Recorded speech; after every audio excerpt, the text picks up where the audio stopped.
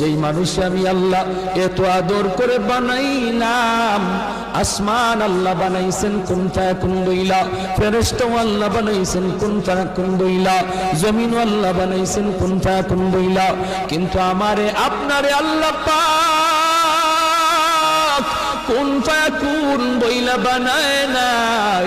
আমাকে আপনাকে যখন আল্লাহ বানাইছে, খালাকতু বিয়াদাইয়া, আল্লাহ বলে আমি আমার নিজের হাত দিয়া বান্দা বান্দিরে বানাইছি।